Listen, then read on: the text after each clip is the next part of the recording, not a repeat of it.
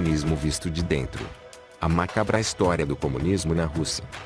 Uma conspiração orquestrada e financiada por maçons judeus, russos, franceses, ingleses e americanos. A verdade está prestes a ser dita. Introdução. O socialismo e o comunismo não são filosofias de uma política altruísta. Não é uma ideologia social, nem um movimento popular organizado para combater a exploração e a opressão dos mais ricos sobre os mais pobres.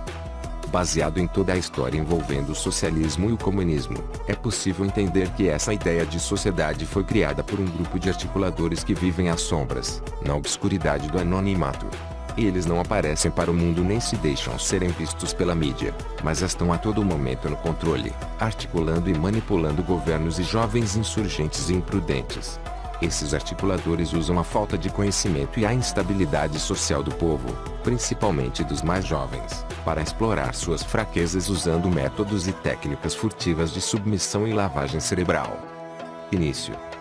O comunismo foi apresentado à população como uma filosofia de vida, onde o sistema político ajudaria as classes média e baixas, os trabalhadores, os operários e aqueles mais necessitados que estavam à beira da linha da pobreza absoluta. Seguindo a ideologia de uma política social igualitária, cuja meta inovadora seria o extermínio da exploração opressiva sobre os pobres. Agora fica a pergunta: quem das classes menos favorecidas não ia absorver essa ideia? Quem não ia aderir à promessa de um mundo melhor? Aquele grupo de articuladores que vive no anonimato, usou todos seus esforços e recursos para criar, controlar, manipular e fomentar financeiramente o comunismo, cujo objetivo seria usá-lo como uma ferramenta ou um mecanismo de controle para a criação e manutenção de um superestado. Esse superestado teria um governo central, e nos demais países haveriam vários governos subordinados a eles, os donos do mundo. Muitos órgãos governamentais, ditos pacificadores e protetores de direitos, teriam ciência e conivência nessa empreitada para a criação de um novo Estado único, com um controle centralizado nas mãos de um grupinho de bilionários dispostos a um grande genocídio, apenas para ter o controle de toda a riqueza do planeta. O Manifesto Comunista foi escrito por Karl Marx, um judeu sionista esquenazi. Seu coautor provavelmente deveria ser negligenciado, ou ocultado como um daqueles articuladores das sombras. Acredita-se que a revolução teve seu início em 1917, se propagando também para outros países como Coreia do Norte em 1948. Em 1949 iniciou-se o regime comunista na China e anos depois emergiu a Revolução de Cuba em 1953. A impressão que se tem é que Karl Marx não foi mentor nem criador de nada. Acredita-se que ele foi apenas um secretário bonzinho e bem mandado que escreveu o livro ditado por alguém, os coautores iluminados, ocultos, nas sombras. No livro ele descreveu a filosofia comunista para uma sociedade secreta, cuja intenção seria o controle do mundo através de uma sociedade omissa nos seus direitos, submissa e controlada pelo sistema. O próprio manifesto fala de uma liga comunista provavelmente secreta e um abaixo-assinado autorizando a publicação do manifesto. Vou ler um trecho do manifesto do Partido Comunista de Pequim Companhia das Letras. No Congresso da Liga, acontecido em novembro de 1847, em Londres, Marx e Engels foram encarregados de cuidar da publicação de um programa partidário completo, teórico e prático. Então, entendendo melhor, isso nos faz pensar que eles não eram os verdadeiros criadores ou mentores da filosofia comunista. Alguém ou um grupo daqueles que não podem sair das sombras, disse como e quando Marx e Engels deveriam elaborar e publicar o manifesto. Vamos voltar ao livro novamente. No congresso realizado em novembro de 1847, em Londres, a Liga dos Comunistas, uma associação internacional de trabalhadores que, sob as condições outrora reinantes, que naturalmente só podia ser secreta, encarregou os abaixo-assinados da redação de um pormenorizado programa partidário teórico e prático destinado à publicação. Assim surgiu o manifesto que se segue, cujo manuscrito foi enviado a Londres para impressão em poucas semanas antes da Revolução de Fevereiro. O lado obscuro de toda essa história é omitido, Quando se fala que o Manifesto Comunista viajou para Londres apenas para ser impresso, pouco antes do início da Revolução Comunista em 21 de fevereiro de 1848. Além da publicação do manifesto, provavelmente a viagem para Londres foi também para discutir, elaborar e definir a estratégia de tomada do poder com o acondicionamento psicológico da sociedade. Uma história com o codinome de lutas de classe, lutas entre exploradores e explorados, entre classes dominantes e oprimidas. E então, quem mais absorve essas ideologias políticas de melhoria social e contos de fadas, é a classe trabalhadora, que durante a crise, ficou restrita a uma luta por um mínimo de liberdade política, e a posição de uma ala extrema esquerda da burguesia radical. Por toda parte em que movimentos proletários autônomos seguiram dando sinal de vida, eles foram esmagados sem misericórdia. Supostamente, Karl Marx foi um membro da alta hierarquia maçônica. Em países como a China, Rússia e Coreia do Norte, entre outros, o comunismo é responsável pelos maiores genocídios no mundo. Nesses países, grande número de pessoas foram assassinadas em nome do Estado. A ideia era reduzir o número de pessoas que não demonstrassem lealdade ao governo e ao todo-poderoso sistema político de mordaça. Realmente o comunismo foi o que matou o maior número de pessoas em todos os tempos na história. Esse sistema político de imposição tende a controlar todos os aspectos da vida dos cidadãos que acreditaram nas promessas de melhora. Eles controlam seu trabalho, sua produção, o que você pode ou não possuir, controlam sua família e seu sistema bancário. Toda sua vida é controlada por um pequeno grupo de burocratas da elite que vivem em luxo exorbitante, e tudo é custeado pelo trabalho escravo da classe operária. Esse é apenas um de seus objetivos. Os maiores banqueiros do mundo são judeus sionistas que compõem um grupo da elite que se autodenomina os Iluminados. São os membros desse seleto grupo que promovem o comunismo em todas as nações. Promovem o caos para, em meio ao desespero da população, erradicarem aqueles que têm uma ideia contrária aos conceitos de redução populacional, para assim instalar uma nova ordem. Os Iluminados são aqueles que estão sempre ocultos, mas são também os que movem as principais peças desse grande jogo. Eles tinham organizado a Revolução Bolchevique, e estavam cientes de que a população estava despertando e percebendo o envolvimento de uma elite judaica no comunismo. Para desviar a atenção e encobrir seu envolvimento, eles procuraram mostrar que havia judeus que não aderiram à ideologia comunista. Aqueles judeus que foram impiedosamente massacrados só porque não concordaram com o comunismo. Haviam apenas dois propósitos para a fundação da Liga Judaica Americana. O objetivo principal era desviar a ideia de que o judaísmo tinha alguma participação ou associação com o comunismo. E o objetivo secundário era tirar os judeus do comunismo para apoiar o sionismo. Toda essa insana ideia do comunismo foi arquitetada e financiada pelo poder financeiro imperial dos Iluminados. Membros das elites dominantes da dinastia Rothschild e Rockefeller, através de seus agentes, apoiaram financeiramente os dois lados da Revolução Bolchevique na Rússia, além da ascensão do movimento libertário nos Estados Unidos. É a insanidade do agentarismo e da plutocracia exercendo a influência do dinheiro para manterem-se no poder ou no governo. Enquanto as classes mais pobres são aprisionadas em uma matrix enganosa e amordaçadas com limitações ou anulações total de seus direitos. E assim, para ganharem mais poder e fortunas, teceram inúmeras armadilhas ideológicas e políticas para ludibriar a população. Os maçons seduziram pessoas com o comunismo, para esconder os seus segredos encharcados de sangue e rituais macabros, e os demagogos de hoje escondem a verdade e continuam enganando a todos. Assim pode-se dizer que os enganos ideológicos e políticos nasceram às sombras de uma adoração pagã e sombria, regrada a holocaustos e rituais sangrentos. No domingo, 16 de janeiro de 1917, a tripulação espanhola do navio a vapor Montserrat chegou ao Ellis Island em Nova York. A bordo do navio estava o revolucionário internacional Leiba Bronstein, mais conhecido por Leon Trotsky. Ele e sua família começaram a viagem a partir de Barcelona, Espanha, em 25 de dezembro de 1916. Ele viajou em primeira classe e não em terceira, como é dito nas suas memórias. Os documentos que registraram sua viagem ainda estão guardados nos arquivos dos serviços de imigração dos Estados Unidos. Há vários arquivos que registram as atividades de Trotsky. Em um deles está um convite para os Estados Unidos, o qual pode ser rastreado até seu irmão maçônico Jacob Schiff, presidente da casa bancária de Kuhn, Loewy & Co em Wall Street, Nova York. Ele odiava os russos. Jacob Schiff financiou e treinou os revolucionários internacionais da Rússia desde 1890, em cooperação com Bnei B'rith, a qual teve uma parte ativa na Revolução de 1905. Entre 1900 e 1902, 10 mil revolucionários da Rússia foram treinados nos Estados Unidos. A sua missão era regressar à Rússia e esmagar o regime czarista. Schiff ajudou financeiramente para o fracassado golpe de Estado em 1905. Seu irmão maçônico Trotsky queria a qualquer custo concluir sua missão de destruir a Rússia. Trotsky primeiro hospedou-se no luxuoso Hotel Astoria em Times Square. Mais tarde ele e sua família vieram na luxuosa casa número 1552 da Vice Avenue, no Bronx. Tudo foi pago por seu irmão Jacob Schiff 3 meses antes.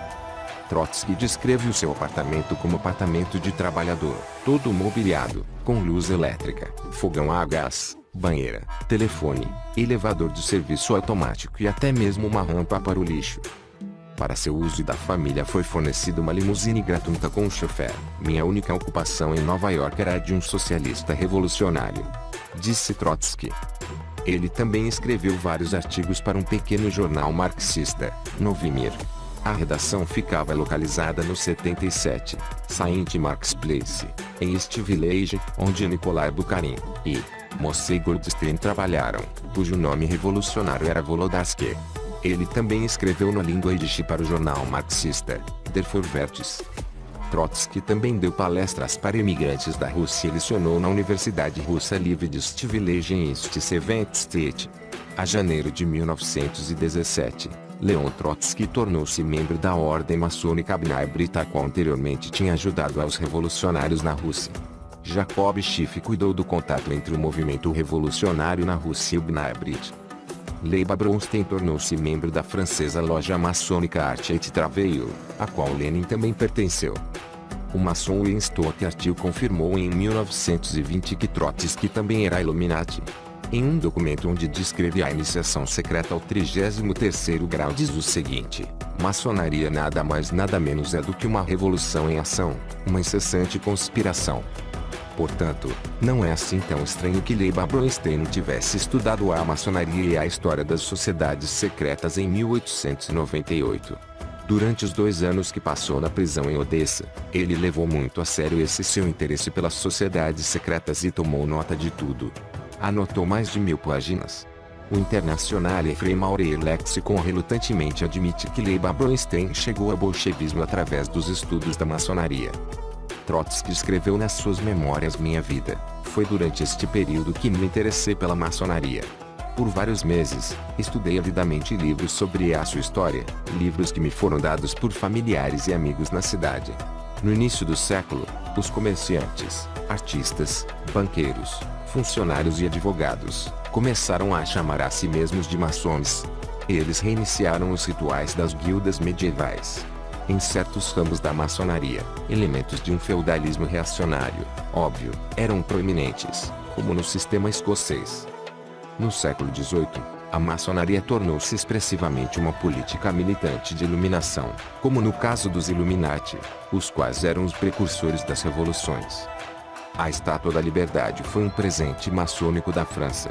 Um presente de Frederic Auguste Bartholdi e Gustave Eiffel, da loja maçônica francesa Grande Oriente, para os maçons de Nova York em 1886. Uma réplica mais pequena foi erguida no mesmo ano em Paris, na ilha Seine. Essa estátua, supostamente retrata a deusa romana Libertas, mas na realidade ela é a babilônica imperatriz Semiramis. Na sua mão direita ela segura uma tocha e na esquerda ela carrega a Declaração da Independência. O símbolo da Estátua da Liberdade é também a pomba, Columbia. Para o público em geral, a tocha é um símbolo de liberdade. Para os maçons, esse símbolo implica em controle e manipulação.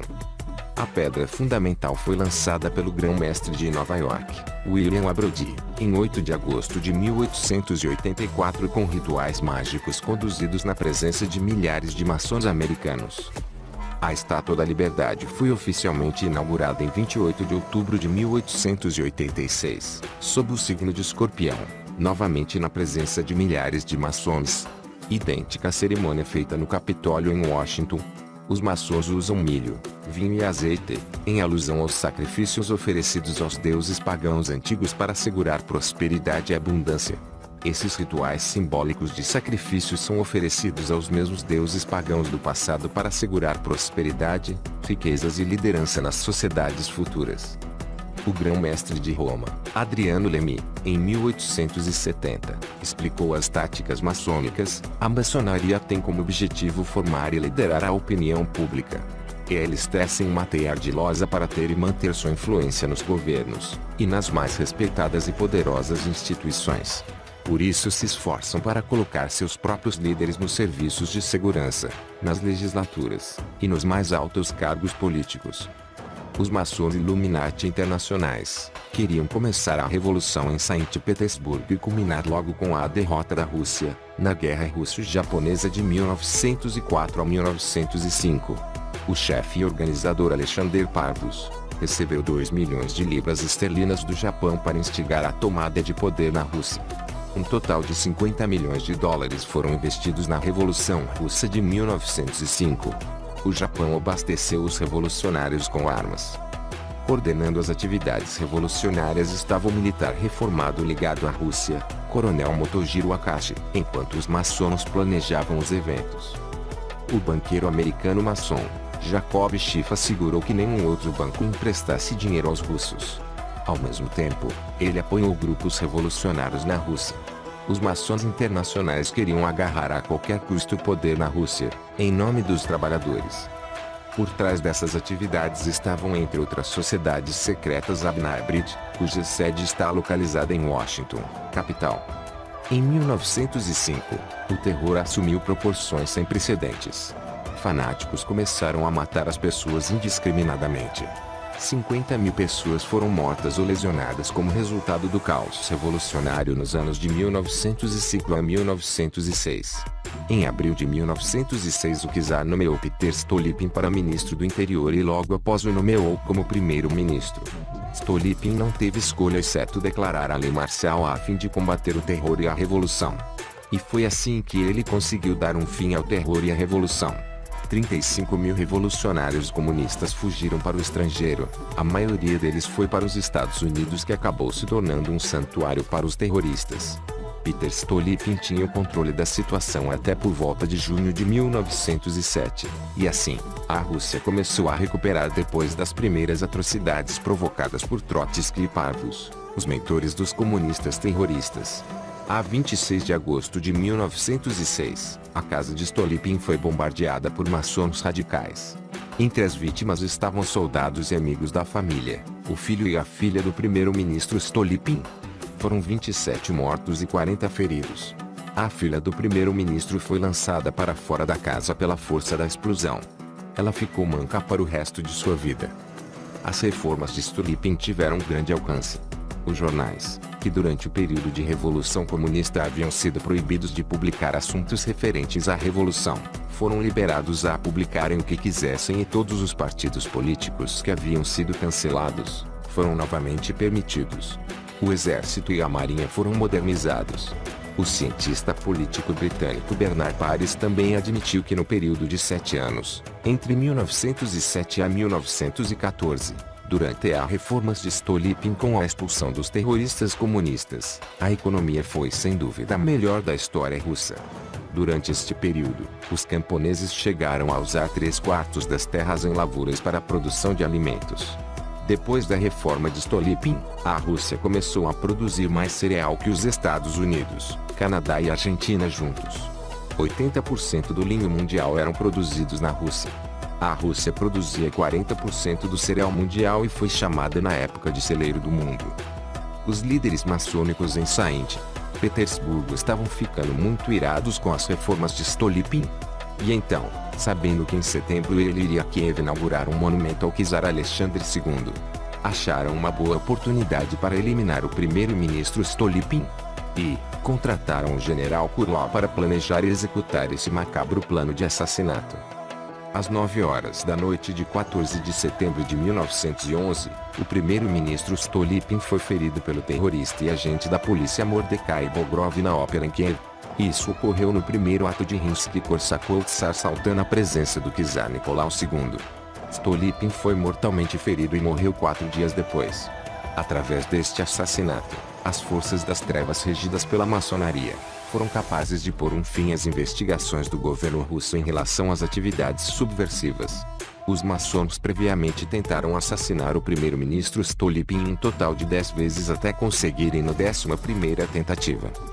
Após a morte do primeiro-ministro Stolypin, suas reformas foram canceladas e a Rússia começou a decair novamente. Em dezembro de 1916, os maçons intensificaram os seus esforços na Rússia, e em março de 1917, a escassez de pão desencadeou uma rebelião.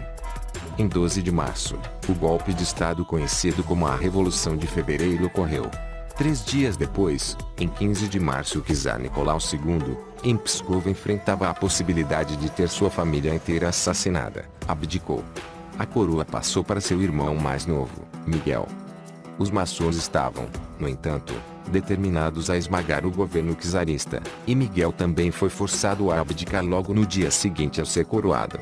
O maçom Pavel Melikov, o qual se tornou secretário de Relações Exteriores do governo provisório, admite nas suas memórias que o golpe de Estado conhecido como Revolução de Fevereiro foi uma conspiração maçônica. O público ingênuo estava muito feliz, mas como os governos comunistas maçônicos não admitem oposição, logo se iniciou uma enorme onda de terror contra todos que se opuseram ao governo. Então os rostos de felicidade do público congelaram e foram substituídos por expressões chocadas e aterrorizadas. As primeiras vítimas foram 4.000 policiais que não concordaram com o sistema. Uma multidão de terroristas latentes, apoiadores do comunismo, apoderou-se dos policiais e da força militar, bateu neles até a morte e arrastaram seus corpos pelas ruas. Entre eles estava o corpo do almirante von Viren, que foi um dos vários oficiais superiores assassinados com golpes de baioneta na Praça da Âncora, em Kronstadt. Foram assassinados por marinheiros pró-bolcheviques. Ele foi considerado um disciplinador estrito. Depois do assassinato dos oficiais, começou uma guerra. No segundo dia do golpe, Alexander Kerensky libertou todos os criminosos das cadeias. Foram dezenas de milhares de criminosos libertados em Petrogrado. Os portões de outras cidades também foram abertos e todos os prisioneiros foram libertados. Imagino que a ideia de libertar todos esses criminosos seria montar uma frente de defesa para o Partido Comunista. Então a anarquia começou. Os criminosos invadiram armazéns, lojas e carruagens ferroviárias. Pessoas eram assassinadas e roubadas em todo lugar e não podiam fazer nada. Alexander Kerensky era secretário do Supremo Conselho Maçônico Russo e líder do Grande Oriente da Rússia. Toda essa trilha sangrenta, terror e massacre em massa da população, nada mais era do que uma conspiração maçônica para subjugar e tomar o poder por completo. A trilha de documentos encontrados nos levam, mais uma vez, à sede maçônica do Grande Oriente em Paris. Na primavera, o governo provisório recebeu uma ajuda financeira de $1 milhão do Banco de Chiffre Louis & Co., assim como também de outros bancos. Eram os poderosos da elite financiando o genocídio em massa para controlar toda a nação russa. O banqueiro americano maçom, Jacob Schiff, financiou Leon Trotsky para implementar a segunda fase da Revolução. O coronel Edward M. House, muito influente, era o conselheiro do presidente Woodrow Wilson. O coronel Edward, usando de sua influência, rapidamente e de forma ilegal, fez com que obtivesse um passaporte americano emitido a Trotsky, para que assim, Trotsky pudesse regressar à Rússia e cumprir a tomada de poder. Observem que Trotsky havia sido expulso da Rússia pelas atrocidades cometidas. Agora tudo começa novamente. O banqueiro de Wall Street, Paul Warburg, tornou-se o patrono político de Trotsky. Normalmente, um cidadão americano poderia esperar de tudo para ajudar os aliados dos Estados Unidos na guerra e no trabalho, para salvar as vidas de soldados americanos contra a Alemanha. Mas, esse não é o caminho que Paul Warburg e seus adeptos tinham em mente. A ideia era que a Rússia deveria ser destruída e um regime comunista escravista deveria ser introduzido. De acordo com o Departamento de Arquivos de Washington, Jacob Schiff, o qual era membro da organização maçônica B'nai B'rith, e seus companheiros Felix Warburg, Otto Kahn, Mortimer Schiff, Isaac Seligman e outros, fizeram planos já em fevereiro de 1916 para derrubar o czar russo. Em abril de 1917, Jacob Schiff, ele mesmo, oficialmente confirmou que foi através de sua ajuda financeira que o czar foi obrigado a abdicar. Para entender isso, precisamos de averiguar a real história dos Estados Unidos. A resistência contra as tentativas britânicas de taxar as colônias na América do Norte não foi a real razão para a Revolução Americana. A verdade é mais perturbadora que isso. Os maçons precisavam de uma base para suas atividades criminosas. A maçonaria americana foi usada no século XVIII para proteger o crime organizado, incluindo ópio, contrabando, pirataria e mais tarde tráfico ilegal de escravos, para enganar o público e reescrever a história. As famílias maçônicas dos Roosevelts, Morgans e outros esconderam os seus passados hediondos como traficantes de ópio e piratas. Originalmente, centenas de milhares de pessoas brancas da Grã-Bretanha foram raptadas e transportadas para a América como escravas. Os Estados Unidos não foram fundados em ideias de liberdade e democracia. Benjamin Franklin era membro da infame loja maçônica, as Nove Irmãs, do Grande Oriente, ou Loja Grande Oriente, que mantinha o slogan, Junta-te ou morre. Todas as 13 colônias foram forçadas a formar a União, simbolizada pela serpente. Isto pode ser visto na Livraria do Congresso em Washington, capital. A loja maçônica, as Nove Irmãs, durante a Revolução Francesa usaram um slogan semelhante ao de Benjamin Franklin, seja meu irmão ou eu te matarei. As Nove Irmãs cooperaram de perto com os Illuminati, que operaram sob o nome de Jacobinos. A Ordem dos Illuminati foi fundada por Adam Weishaupt em 1º de maio de 1776, em Ingolstadt, Baviera. As Nove Irmãs, que operam com o nome Jacobinos, cooperavam de perto com os Illuminati. Os jacobinos usavam bandeiras e bonés vermelhos para mostrar o seu espírito revolucionário. A influência Illuminati é vista em todos os lados na capital dos Estados Unidos, na Livraria do Congresso, no Arquivo Nacional e no Capitólio. George Washington tentou restringir a influência dos Illuminati, mas sem sucesso. Uma das causas reais da Guerra Civil Americana foi porque os maçons sob o comando de Albert Pike tentaram estabelecer o maior reino mundial de escravos, incluindo Cuba e México, chamando-lhe de Confederação Americana, com a sua capital em Richmond, na Virgínia. As várias lojas agiram para que isso acontecesse. Continua.